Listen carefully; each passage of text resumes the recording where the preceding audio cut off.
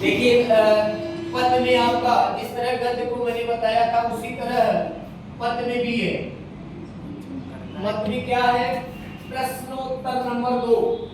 प्रश्नोत्तर नंबर 2 रहेगा। तो इसमें क्या है? पृथ्वीराज रासो पुस्तक के रचनाकार हैं। तो ऑप्शन नंबर चंद्रवरदाई और जगनिक विद्यापति अमीर खुसरो, तो ये हो जाएगा चंद्रवरदाई। अर्थात पहले का ऐसे लिख देना है चंद्र वरदाई, हुआ लिखिएगा, ब नहीं हुआ, चंद्रवरदाई। ध्यान देना, बहुत इंपॉर्टेंट, हर साल पूछता है चंद्रवरदाई।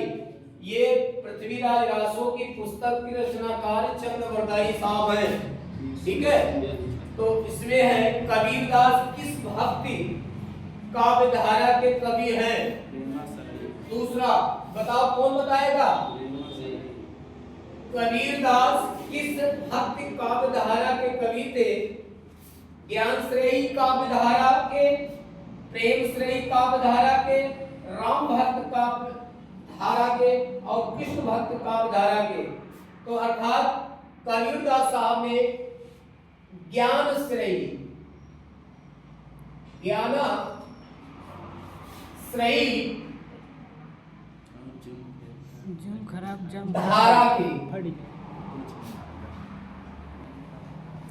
धारा के कवि थे। कौन थे? कबीरदास साहब थे। और ये चंद्रवरदाई पृथ्वीराज रासो, ये जरूर आएगा, एक क्वेश्चन जरूर पूछेगा पेपर में। तो इसलिए आप लोग ये कोशिश करिए कि एक भी क्वेश्चन छूटने ना पाए। जब आप पूरा क्वेश्चन अटेम्प्ट करेंगे तो नंबर पूरा मिलेगा। आप क्वेश्चन अटेम्प्ट नहीं करेंगे तो समझिए कि वो पहले से ही आप गलत उत्तर दिए हो या सही उत्तर दिए हो तो कटा ही है, क्योंकि आपने उसको अटेम्प्ट नहीं किया है। तो तीसरा नंबर ये कहता है पेपर में तीसरा ये कहना है कमायनी रचना है। ध्यान देना बेटा, ये बहुत इंपॉर्टेंट है। कमायनी रचना है छायावादी, प्रगतिवादी या प्रयोगवादी या नकेलवादी।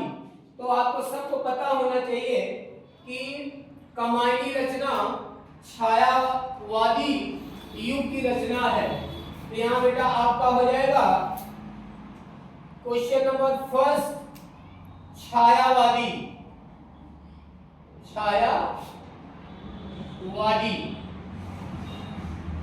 युग की। ठीक है।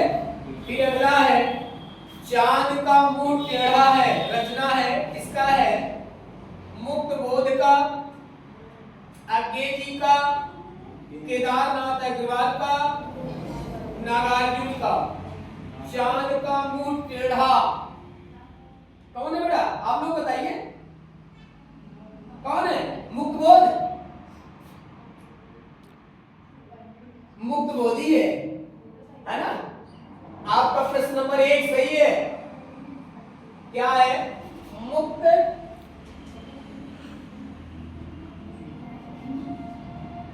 बोध।